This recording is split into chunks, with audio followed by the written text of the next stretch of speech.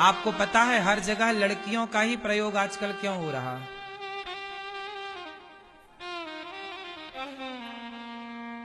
इसके दो मुख्य कारण हैं। पहला कारण, स्त्रियों से काम यदि कराते हैं, जैसे फ्लाइट में लड़कियां ही होती हैं, नहीं होती, उसका कारण यह है कि पुरुष वर्ग ना लड़कियों से, स्त्रियों से ज्यादा लड़ाई झगड़ा नहीं करता, तो किच किच बच जाती है। क्योंकि लड़कियों से, स्त्रियों से कौन झगड़ा करे? पुरुष हो तो पुरुष पुरुष से भिड़ जाते हैं, साण साण से भिड़ जाए।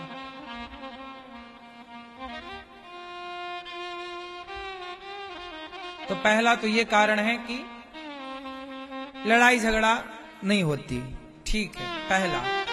दूसरा ये है कि लड़कियों को वो रखते हैं और बड़ा, वहां जो लड़कियां होती हैं ना, बड़ा मेकअप पे रहती हैं, एक एक इंच का मेकअप, ताकि बूढ़े बूढ़े लोग भी बैठे बैठे कम से कम, वहां टीवी भी तो चलती नहीं कि टीवी देख के टाइम पास करें, तो घूमती हुई सुंदरियों को देख के वो टाइम पास करते रहते हैं तो उनका भी मनोरंजन हो जाए। इसलिए उनका चुनाव होता है। कुल मिलाकर कोई भी चीज बेचनी हो तो लड़कियों की फोटो चिपका दो, कम कपड़े वाली, बिक जाएगी। फ्लाइटों की टिकट बिक रही है लड़कियों के चक्कर में, हाँ या ना? कुल मिलाकर मेरी मां, आजकल जिस स्त्री को हम कन्या को बुलाकर पूजा करते थे, जिन कन्याओं की हम पूजा करते थे, जिन कन्याओं को हम देवी कहते थे, आज उन्हीं कन्याओं को प्रदर्शनी में खड़ा कर दिया गया है। सही है? हर चीज को प्रदर्शित करने के लिए कौन है? निरमा बेचेगी तो लड़की, साबुन, और बेचेगी सब कपड़े उतार के। छक्का लगेगा क्रिकेट में तो वो नाचेगी,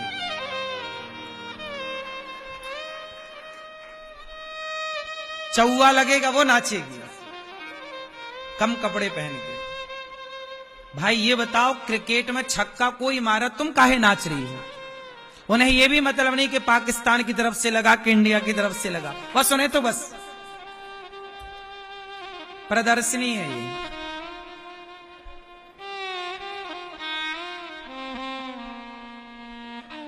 क्यों मैया?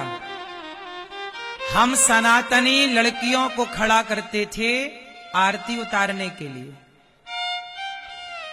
हम सनातनी नारियों का कितना आदर करते हैं। हम नारियों को देवी कहते हैं। तुम्हारे पांव धोते हैं, तुम्हारे पांव में माहौर लगाते हैं, तुम्हें पूरी साग खवाकर दक्षिणा देकर दुर्गा का, काली का, सरस्वती का स्वरूप मानकर तुम्हारी पूजा करते हैं। हम सनातनी तुम्हारी कितनी इज्जत करते हैं, और तुम चंद पैसों के लिए कपड़े उतार कर नाच रही हो। ये तो नारियों को सोचना चाहिए ना। सनातन धर्म कितना श्रेष्ठ है, हमारे धर्म में नारियों का कितना सम्मान है। और आजकल लड़कियों से कहो कि बेटा तुम देवी हो, जरा मर्यादा में रहोगी तो बहुत अच्छा रहेगा। नहीं नहीं, माई लाइफ माई चॉइस। आप कौन होते हैं कहने वाले? आप कौन होते हैं बोलने वाले? अरे हम कोई तुम्हारे दुश्मन थोड़ी हैं। हम तो तुम्हारा भला ही कह रहे हैं कि दुनिया तो तुम्हें नंगा देखना चाहता है, दुनिया तो तुम्हें निर्वस्त्र ही देखना चाहती है मेरी माँ। वो तो तुम्हारा भाई, तुम्हारा बाप ही है जो तुम्हें कपड़ों में देखना चाहता है, वरना दुनिया तो तुम्हें निर्वस्त्र देखना चाहती है। क्यों जी, बात सही है कि गलत है? एक पिता और एक भाई, आपके दादाजी, आपके भाई, आपके चाचा, आपके ताऊ, आपके परिवारी, इनके सिवा आपको और कौन कपड़ों में देखना चाहता है? दुनिया तो चाहती ही है कि तुम कपड़े उतार दो, तुम्हारे शरीर को जूम कर करके वो देखना चाहते हैं, और तुम खुद जब अपने से दिखा रही हो तो देखने वालों का दोष क्या है? इसलिए अपनी बेटियों को, अपने परिवार को ना एक मर्यादा जरूर सिखाइएगा। हम लोग कन्या को कितना आदर करते हैं। हमारे यहां देवी कहते हैं, देवी क्या कहते हैं? और किसी मजहब पंथ में नारी को देवी कहा जाता हो तो बताओ।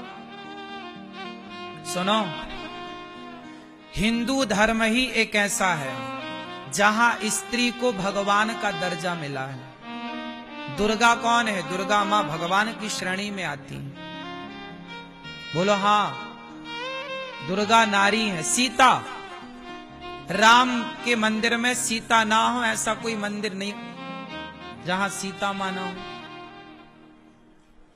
अयोध्या जी में राम मंदिर बना तो वो तो राम के बाल रूप की छवि है, इसलिए वहां सीता मैया नहीं, क्योंकि बाल रूप 5 साल के राम, बिना विवाह वाले राम है वहां। बाकी अधिकांश सारे मंदिरों में राम सीता के बिना नहीं। हमारे यहां राधा, सीता, लक्ष्मी, दुर्गा ये सब भगवान की श्रेणी में आती हैं। किसकी श्रेणी है? बोलो बोलो। हां, हम हिंदू लोग दुर्गा को भगवान की श्रेणी में रखते हैं, राधा और सीता मैया को भगवान की श्रेणी में रखते हैं। हिंदुओं के सिवा और नाम बताओ किसी का जहां नारी को भगवान की श्रेणी में रखा जाए, नाम बताओ। चलो, मुसलमानों के यहां पैगंबर साहब है, अल्लाह है, कोई स्त्री है वहां भगवान की श्रेणी में? ईसाइयों के यहां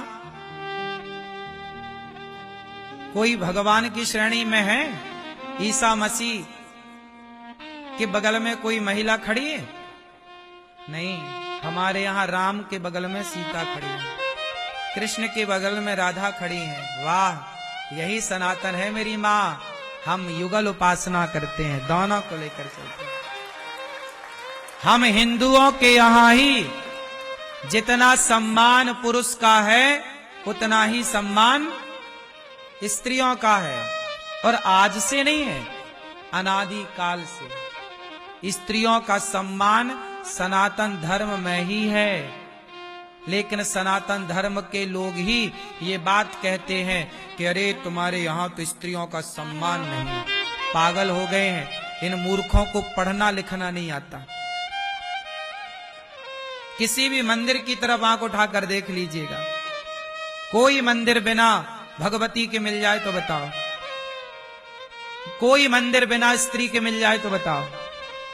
हिंदुओं का कोई भी मंदिर बिना स्त्री के है? बोलो। शंकर जी का मंदिर होगा तो पार्वती जरूर होंगी, राम का मंदिर होगा तो सीता जरूर होंगी, कृष्ण का मंदिर होगा तो, नारायण का मंदिर होगा तो लक्ष्मी जरूर होंगी, और दुर्गा का मंदिर होगा तो दुर्गा ही होंगी। वहां पुरुष की जरूरत नहीं है। मतलब नारी स्वतंत्र है, नारी जहां है वहां नारी है। मतलब पुरुष से ज्यादा नारी का आदर है सनातन धर्म में। और कहीं हो तो बता देना मुझे। जो लड़कियां आजकल अब्दुल से ब्याह कर लेती हैं, हिंदुओं की लड़कियों को आजकल अब्दुल से प्यार हो जाता है, मुसलमानों से प्यार हो जाता है, वहां तुम काहे जा रही हो? तुम्हारा वहां सम्मान है?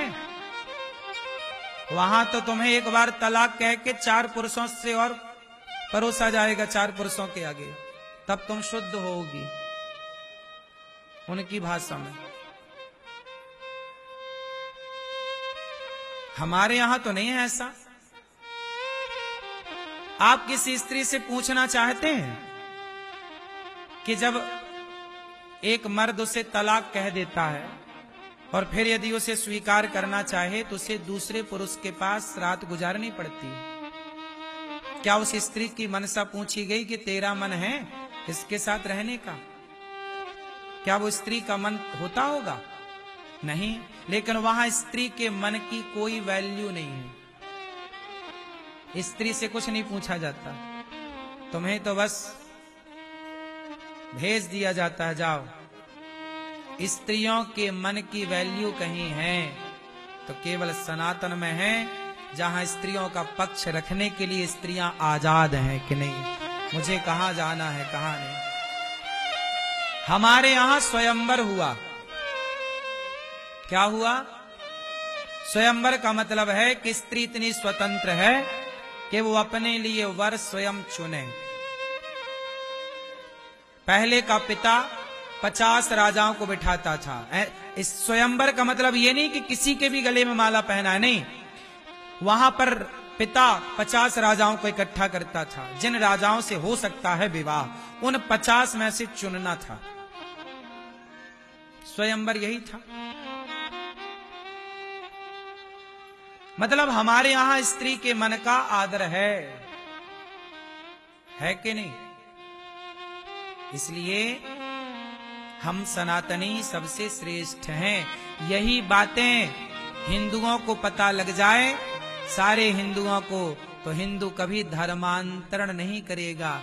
लेकिन ये बातें ना पता होने से हिंदू को लगता है कि सनातन धर्म में, सनातन धर्म का ना दुष्प्रचार कर दिया लोगों ने। सनातन धर्म का क्या कर दिया? दुष्प्रचार, गलत प्रचार। सनातन धर्म में क्या प्रचार कर दिया? अरे तुम्हारे यहां तो नारियों का सम्मान नहीं है, तुम्हारे यहां तो छुआछूत है। जबकि कहीं ना छुआछूत है, ना नारियों पे कोई अपमान है नारियों का।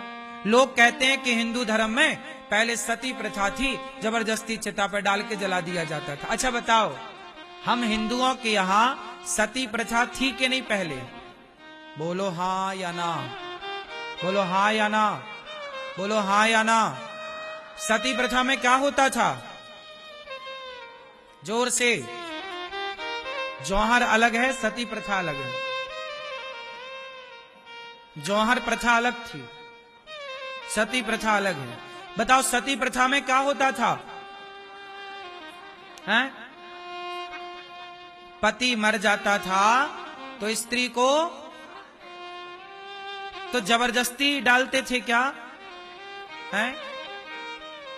नहीं, सारी स्त्री अपने मन से थोड़ी जाती थी। स्त्रियों को पकड़कर चिता पर रख दिया जाता था और वो जल जाती थी। लेकिन आपको बताऊं कि ये जो प्रथा है, सती प्रथा जो थी, ये प्रथा कितनी सत्य है, मैं इसकी पूरी बात आपको बताऊं। अच्छा बताओ, क्या सती प्रथा हमारे देश में अनादि काल से थी? हाँ या नाम उत्तर चाहिए, बोलो। क्या सती प्रथा का उल्लेख हमारे वेदों में, पुराणों में है? बोलो बोलो, पढ़ा है आप लोगों ने? क्या सती प्रथा का वर्णन हमारे वेदों पुराणों में है? बोलो नहीं।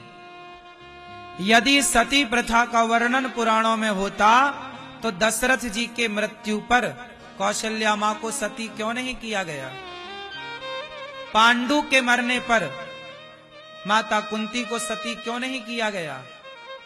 इसका मतलब हमारे वेदों पुराणों में सती प्रथा ऐसे थी कि कोई स्त्री अपने से जाना चाहे, जैसे पांडु मरे तो पांडु की 2 पत्नियां थीं, एक माद्री एक कुंती। तो माद्री तो सती हो गई, पर कुंती सती क्योंकि 5 बच्चे थे, उनका पालन करना था। दशरथ जी मरे तो कौशल्या मां, कैकई मां, सुमित्रा मां, क्या कोई भी सती हुई? नहीं। इसका मतलब आपका मन है तो सती हो जाइए, नहीं है तो हमारे यहां कोई भी जबरदस्ती वाला नहीं था कि जबरदस्ती आपको आग में डाल दिया जाएगा। पर कुछ लोगों ने मनमाना आचरण किया। कुछ राजा आए जिसकी लाठी उसकी भैंस, तो कुछ लोगों ने जबरदस्ती सती प्रथा के नाम पर महिलाओं को चिता पे जलाया भी, मनमाना आचरण। उस प्रथा को राजा राम मोहन राय ने रोका था। वो जो जबरदस्ती थोपी गई थी, अब हुआ क्या, पहले के जमाने में ना युद्ध होते थे तो सेना मर जाती थी, तो सेना की जो सैनिकों की पत्नियां थी वो विधवा हो जाती थी। तो क्या होता था कि उनमें से कोई स्त्री ने किसी पुरुष को, विधवा थी, किसी ने किसी पुरुष के साथ व्यभिचार किया होगा, तो राजा को किसी ने कान भरे होंगे कि भाई ये महिला तो ये कर रही है। तो राजा ने अपने मन का आदेश दे दिया कि भाई आज से कोई पुरुष मरे तो पत्नी को भी जला दो, क्योंकि ये बाद में कहीं किसी और को ना बिगाड़े। तो ये उस राजा का स्वतंत्र आदेश था। हमारे पुराणों में, हमारे वेदों में इसका कहीं जिक्र नहीं था। अब कोई मनमाना करे उसके जिम्मेदार ना आप हैं ना हम हैं। ये मनमाना जो आचरण चला, फिर वो मनमाना आचरण परंपरा में तब्दील हो गया। गलत परंपरा ऐसी तो बनती है, जैसे आपके गांव में किसी एक ने बकरा काटा तो उसको देख के दूसरे ने भी काटा, अरे वो कर रहा है तो हम भी करें। फिर दो कर रहे तो तीसरे को लगा यार जब दो कर रहे हैं तो हम क्यों ना करें, तो तीसरा भी बकरा काटना शुरू कर दिया देवी के मंदिर में। फिर क्या हुआ, उनके बच्चे आए, उनके बच्चों ने देखा हमारे बाप दादे तो बकरा काटते थे, भाई ये परंपरा है, कहीं ना चढ़ाएंगे तो कहीं देवी गुस्सा ना हो जाए, तो भैया लो झूठी परंपरा, बकरा बकरी को काटना देवियों के मंदिर में, ये गलत परंपराएं प्रथाएं चालू हो गई। इतना बड़ा देश, कहां का जहां ज्ञान पहुंचा वहां सब ठीक रहा, जहां ज्ञान नहीं पहुंचा वहां अज्ञान ने पांव पसार लिया। इतना बड़ा देश है ना, जहां ज्ञान नहीं पहुंच पाया वहां पर किसने पांव पसार लिया, अज्ञान ने। और अज्ञानवश मंदिरों में बकरे की बलि चढ़ने लग गई। आज भी हमारे देश में बहुत जगह बकरों की बलि चढ़ती है, अज्ञानवश है गलत, पर उस गलत को ही वो लोग सही बता रहे हैं। क्योंकि बाप दादे करते आए तो गलत कोई सही मान लिया, समझाए कौन। ऐसे ही सती प्रथा को भी, गलत प्रथा को भी कुछ लोगों ने सही माना, उसे राजा राम मोहन राय ने बंद कराया।